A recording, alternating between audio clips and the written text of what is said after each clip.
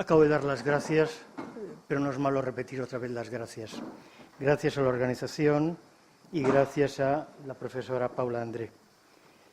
Mire, tenemos la tendencia a pensar que la arquitectura popular existe desde siempre y que, por lo tanto, cuando nos encontramos frente a una arquitectura rural, concebimos o entendemos que en el fondo esa arquitectura rural es ejemplo de una arquitectura vernácula que pertenece a la tradición.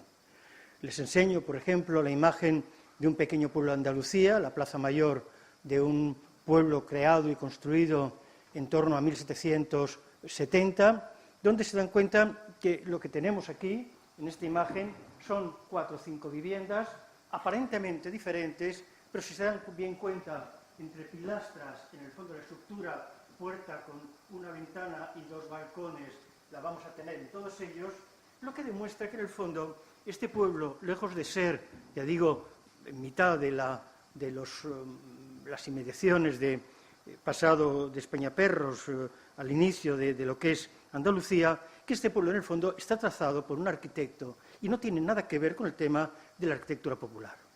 Por lo mismo, muy pocos años más tarde, 1780-90, en Buenos Aires se construyen unas casas para esclavos. Y las casas para esclavos son exactamente un proyecto idéntico. Es decir, por muy humilde que sea el destinatario, el arquitecto ha trazado, lo ven, el concepto importante que es el concepto de la repetición. Y este concepto de la repetición lo vamos a ver sistemáticamente reutilizado cuando en el 19 Lord Kelvin estudia, como analizó hace muchos años Georges Tissot en un libro, en la introducción al libro de Guérin sobre los orígenes de la vivienda obrera, entiende cómo a partir de un módulo, el módulo se puede ir complicando, se le puede añadir una parte, se pueden sumar 2, se pueden plantear 4, puede subir con 2 alturas y al final se convierte en una sorprendente matriz. Ese ejemplo lo vemos, por ejemplo, en la Exposición Internacional de 1851, cuando se enseña un aparente pueblo en Alsacia-Lorena, en Mulhouse, y se enseña cómo estas casitas, más o menos típicas, etcétera, representan lo rural, cuando en el fondo es un saber académico.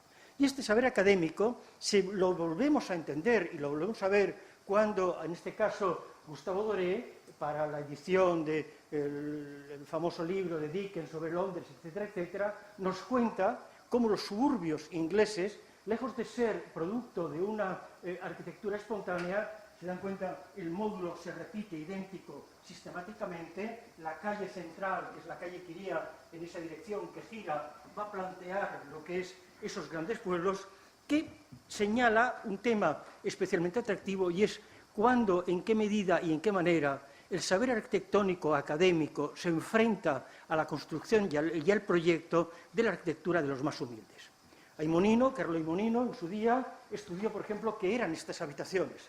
Entendía como, por ejemplo, en ciertas habitaciones dormían 5 personas en la misma cama, es decir, hoy las relaciones incestuosas nos parecen monstruosas, en cambio el alcohol nos parece un problema menor. En el siglo XIX el gran problema era el problema del alcohol y, a fin de cuentas, si 5 personas dormían en la misma cama, pues bueno, pasara lo que pasara, tenía una cierta justificación. Pero eso es importante porque incluso en 1907, cuando en España se plantea la primera ley de colonización interior, se ofrecen este tipo de arquitectura que aparentemente se retoma de lo que es la arquitectura popular, cuando, insisto, va a estar trazada por el mismo arquitecto que va a plantear esta especie de arquitectura también popular, la adopción del regionalismo, el regionalismo que en España puede ser un regionalismo neovasco, que puede ser un regionalismo, como en este caso, de la cornisa cantábrica, es decir, pasado Galicia, viene Asturias y después viene Santander, y luego acabará el País Vasco. Esto es Santander, esa especie de una arquitectura que se pretende recogida de la historia, aparece en el andalucismo, y todo ello hace que nos empecemos a plantear una reflexión en esta imagen de Falkenberg que en 1913 Bruno Taut concibe para Berlín. ¿Qué está pasando? Está pasando que de repente el concepto de una vivienda unifamiliar modesta que se agrega y que se repite indefinidamente es la base de un determinado debate. Está pasando que en estos momentos, y esto es lo importante, la arquitectura popular ha tenido un origen como paralelo a todo lo que estoy contando. Recuerden ustedes lo que ha sucedido en Europa en torno a 1830. Ha pasado que en esa invención de la nación, en esa voluntad cuando la persona deja de ser súbdito del rey para convertirse en ciudadano de la república o de la nueva nación, es necesario delimitar territorios y marcar diferencias.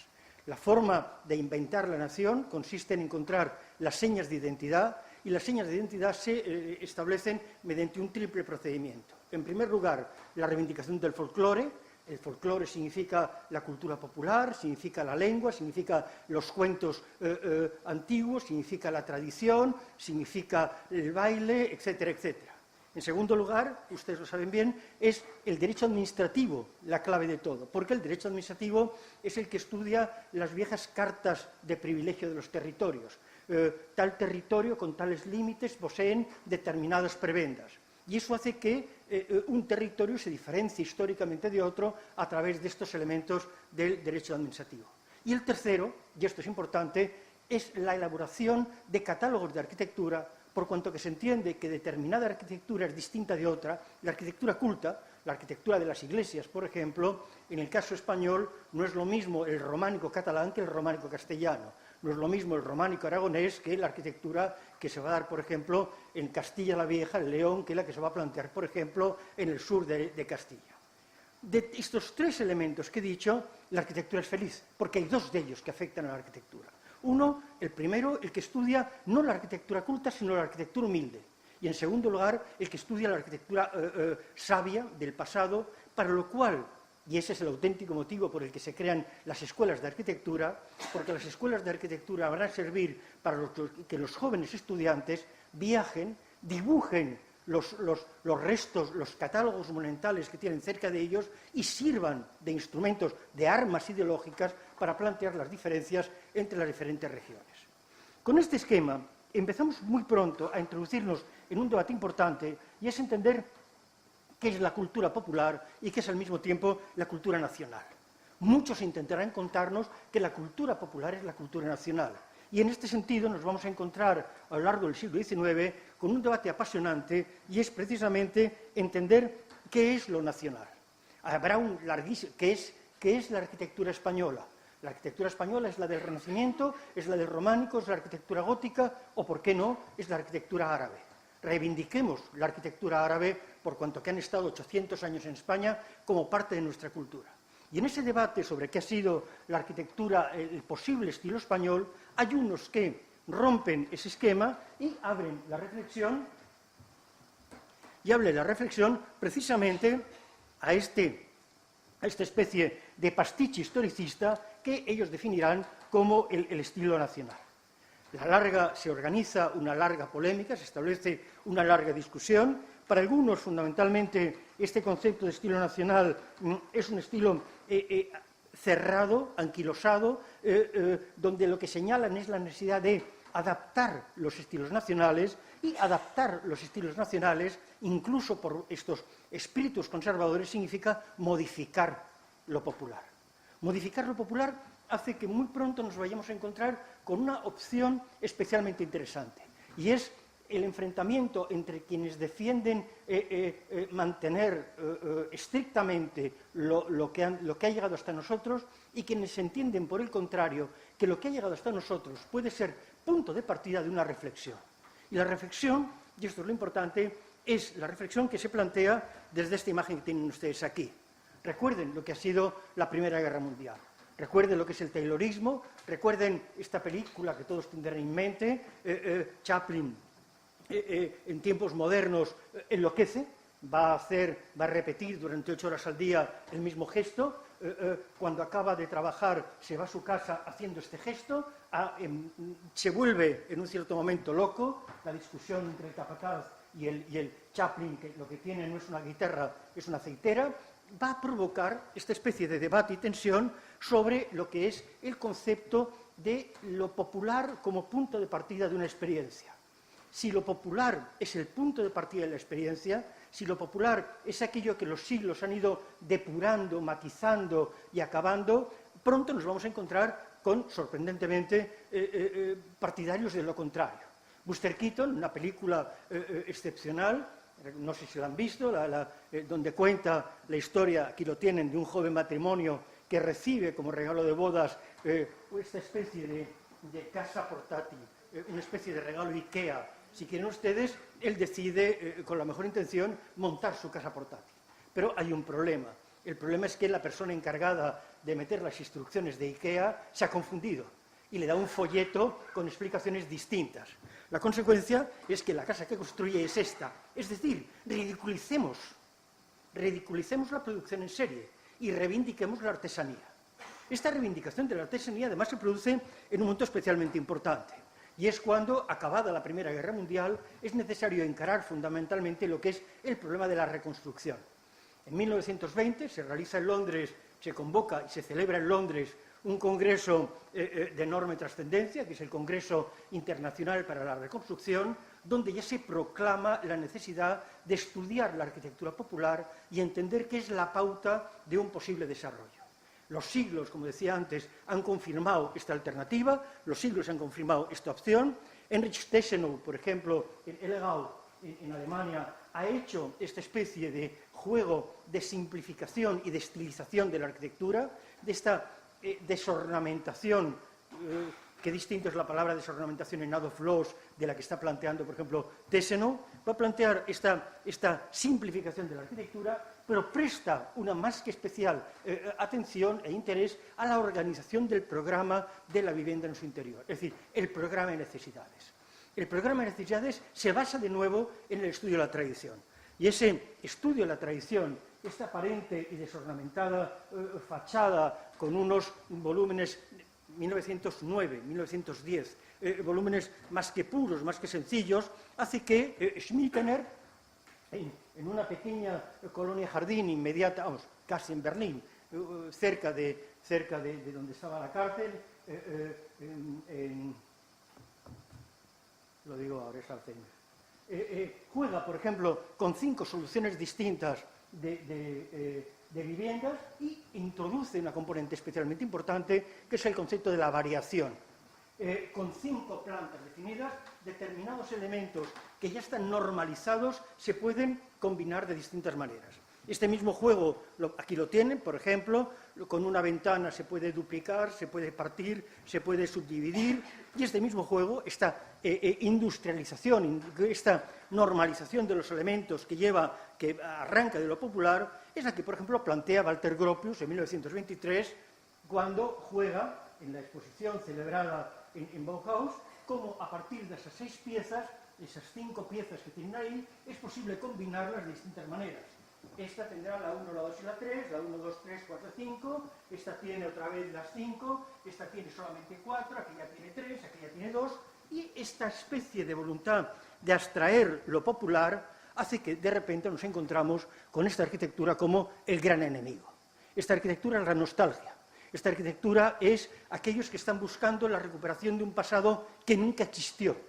En un cierto momento se dirá el pueblo es el que guarda los valores de la tradición, pero hay que entender que la tradición cambia. La tradición significa cambio, la tradición significa movimiento y significa ofrecer distintas respuestas.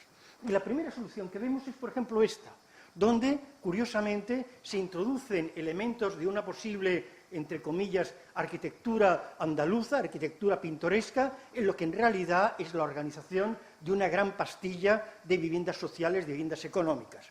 Esta interpretación, o esta, por ejemplo, esta racionalidad de lo que es esta especie de lectura pseudo-Tessenow a la española 1921, choca en estos momentos con la crisis económica. España, que durante los años de la Primera Guerra Mundial se ha enriquecido por un motivo muy concreto.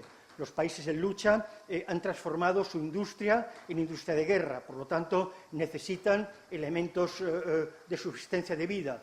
España se da cuenta de esto, crea un enorme número de industrias. La creación de un enorme número de industrias para exportar significa que es necesario traer obreros del campo a la ciudad, significa que es necesario darles habitación y significa que el precio, por una maniobra típica y sencilla de entender de especulación, todo sube de una forma casi logarítmica. Si los precios el precio, por ejemplo, del yeso, del hierro o del ladrillo, en apenas 3 años se multiplica por 6, lo que es fácil de entender es que aparece una desornamentación arquitectónica. Lo que estábamos viendo antes, esa especie de pseudohistoricismo, solamente los podrán mantener los muy adinerados. Pero aquellos que están necesitando de vivienda van a tener un planteamiento diferente. ¿Cuál es la consecuencia? El paso de la estandarización a la industrialización. Las primeras empresas de este año veintitantos ofrecen, vean, lo que tienen en la mano, no es tanto la vivienda cuanto el bloque de hormigón. Vamos a empezar a construir, sustituir las antiguas colonias entendidas en términos de pueblos, etcétera, etcétera, por estas viviendas especulativas. No sé si pueden leer viviendas de poco coste, ahora les enseñaré el detalle. Estas casas de poco coste, otra vez la imagen aparente de lo popular, cuando en realidad son unas viviendas especulativas. Los dos textos se los pongo en grande. Casa de poco coste, grupo de casas en una parte de una manzana de la barriada de casas, no sé cuántos, tipo de casas, placa de hormigón armado y transportable en piezas. Es decir, hemos olvidado por completo lo que es la construcción de esa arquitectura popular. Estamos ahora hablando de una arquitectura industrializada, transportable, y en 1921 en España se presentan este tipo de imágenes. Es decir, las casas transportable por habitación, es decir, esa es la vivienda que el tractor está llevando, o por ejemplo nos encontramos con estas imágenes en las revistas de ingenieros donde se están dando cuenta, las casas son transportables, se han construido, se han prefabricado, se están planteando y naturalmente se ofrecen como alternativa a lo que es el saber popular. Por ello, en este debate, los que antes discutían sobre el saber, la arquitectura nacional o no la arquitectura nacional, quienes antes defendían la arquitectura popular diciendo que era el alma del pueblo, etcétera, etcétera, o por el contrario, el alma de la nación, han dado paso ahora a esta reflexión. Esto es, ahí lo tendrían 1920, 1921, pero en torno a 1920-21, y estas son imágenes, aquí lo tienen, 1921, o esto que sería Bilbao, pero da igual, porque sigue siendo 1900, es un poco posterior, pero es exactamente la misma estructura, o esto que es Madrid, 1924, por favor, entiendan cuánto está presente lo que es esa especie de normalización. Todas las ventanas son idénticas, todos los elementos están prefabricados, estandarizados, y esta, por ejemplo, es la imagen de una de esas barriadas que en su momento, barriada obrera, hoy barriada de superlujo en Madrid, en pleno centro de Madrid. Esto es cerca del Parque de Berlín, al lado de la iglesia de Félix Candela, o nos encontramos, por ejemplo, con este juego de aquí. A partir de este momento, ¿qué va a ocurrir? A partir de este momento ocurre que la vanguardia arquitectónica, la vanguardia centroeuropea, asume lo que es la reflexión sobre la arquitectura popular. Nos vamos a empezar a encontrar con que tanto Le Corbusier, el jovencísimo Le Corbusier, frente a estos interiores que tienen ustedes, donde no se ha cambiado el programa de necesidades, o este, aquí lo tienen, este vestíbulo, esta habitación con cocina y un armario, o este vestíbulo algo mayor, o ese detalle de casa barata, etcétera, etcétera, Le Corbusier abre un debate sobre qué es esta arquitectura popular, sobre cuál es el programa de necesidades, y lo que va a retomar no es la forma cuanto el programa de necesidades. Vamos a empezar a estudiar la arquitectura popular en virtud de factores tan raros como son el clima, la localización geográfica o incluso el carácter de la zona. Y si Le Corbusier en un primer momento, en el año 19-21, plantea estos interiores de las casas del artesano, donde obviamente lo más importante es cómo ha reflexionado y cómo ha entendido lo que es el programa, hay en estos momentos una doble lectura importante. Por una parte, Bruno Taut, en el año 24, estudia lo que es la nueva vivienda. Y de aquí va a derivar todo lo que ustedes conocen bien, que sería la labor que hace como Stadtbaurat en Berlín, la labor que hace en las distintas Siedlungen, la que hace, por ejemplo, en Bridge, la que hace, por ejemplo, en Kerligen, la que hacen, por ejemplo, en la Argentina Straße, pero al mismo tiempo está la otra propuesta. La otra propuesta, en la editorial nazi por definición, es la que propone Schutz-Naumburg, es el teórico en los 9 tomos del famoso la cultura del trabajo, la construcción de la casa, donde propone cuánto es necesario tomar lo que es el pasado y repetir la arquitectura, miméticamente la arquitectura del pasado. En los años 27, 28, 29 ya se abren dos vías que van a diverger de una manera más que clara. Hay quien viene a España, por ejemplo, el dibujo es malo, pero en fin, la reproducción ha tenido un problema de ordenador, como todo el mundo tiene siempre. El personaje, lo ven ustedes, es naturalmente Le Corbusier, es un dibujo que él hace tras su visita a Madrid a dar una serie de conferencias. Le Corbusier, subido en un burro, cargados así, con los diferentes tipos de arquitectura moderna, ataca como si fuera un Don Quijote, no tanto al molino, cuanto al especulador, con las columnas pseudocorintias o contra la guitarra del folclore español, más o menos. Lo que él va a explicar es cuánto, en el fondo, lo que le interesa es este fondo. Cuando en el fondo, de alguna manera, lo que él prefiere defender es esa cultura histórica, esa cultura popular, y ese debate sobre la arquitectura popular llega, por ejemplo, a la vanguardia española. Barcelona-Madrid tanto da. En Barcelona, el GATEPAC, el grupo más radical de la vanguardia catalana, publica, en este número lo ha hecho varias veces, publica en este número 21 el estudio sobre la arquitectura ibicenca. Estudia sobre qué es la arquitectura balear, propone, tomando estos estudios, unas propuestas de viviendas obreras o viviendas para campesinos en Mallorca o Menorca, y el otro personaje, si el alma, el cerebro de este grupo, y voy de tiempo ajustado, pero es la última, si el alma de este grupo es José Luis Sert, que recuerden va a ser el gran hombre de confianza de Le Corbusier. Con Le Corbusier había empezado Crevequiam, que fracasa, con Le Corbusier sigue después Alberto Sartoris, que por razones que no vienen al caso va a tener que abandonar. José Luis Sert aparece ya en el Congreso del 29, va a aparecer, me refiero al segundo CIAM, el CIAM de Frankfurt, va a aparecer ya siempre ligado a Le Corbusier hasta la exposición del 37, hasta el CIAM del 37, y después lo será cuando tenga que marchar a América. Si este es, ya digo, la visión de Cataluña, la visión de Madrid es la misma. Mercadal es quien ha asistido al Congreso de la Sarraz, es quien ha traído a Le Corbusier a Madrid, es quien conoce la arquitectura de la vanguardia alemana, porque ha vivido en Alemania, ha vivido en Austria, ha vivido en Italia, y conoce cuál es el debate, y ambos plantean los dos. Aparentemente ustedes pensarán que ese libro es un libro erudito, de archivo, de antropólogo, etcétera, etcétera, cuando en el fondo es el gran punto de partida de lo que ha sido la arquitectura moderna. ¿Qué les he querido contar? Les he querido contar cuánto en el fondo la arquitectura popular es un pretexto. Es un pretexto que a lo largo del siglo XIX y el siglo XX será utilizado por quienes quieran presentar respuestas y soluciones alternativas. Podemos encarar la arquitectura popular desde muchísimos puntos de vista.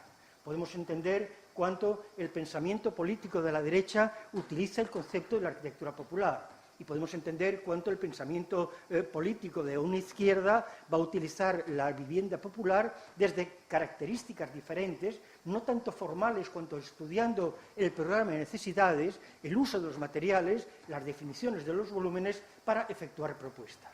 Todo ello pasa en el primer tercio del siglo. En la segunda mitad del siglo, en España 36-39 significa la guerra civil. Cuando acabe la guerra civil, o antes, porque la guerra civil, tendemos muchas veces a decir que la guerra civil acabó en el 39, no, acabó en el 39 en mi pueblo, pero en Andalucía fue fascista desde el año 36, Sevilla cayó en horas. De modo que en esos 3 años se plantearon una serie de operaciones basadas precisamente en una bastarda interpretación de lo que era la arquitectura popular. En 2 palabras, ¿qué he querido decir? Que el tema de la arquitectura popular está directamente ligado a la vanguardia, está directamente ligado a la reflexión sobre la vivienda, está directamente ligado a la voluntad por establecer un programa que defina cuáles son las características de un estilo nacional, y está ligado sobre todo a una reflexión que en algunos momentos apoya la idea de progreso y en otros momentos, por el contrario, entiende cuánto la idea de progreso debe ser cuestionada y debe ser debatida. Por eso yo creo que el tema era especialmente atractivo, y es entender algo que nos permita, desde múltiples entradas, empezar a razonar y a teorizar sobre qué pasó, en algún sentido, entre 1890 y 1936. Muchas gracias.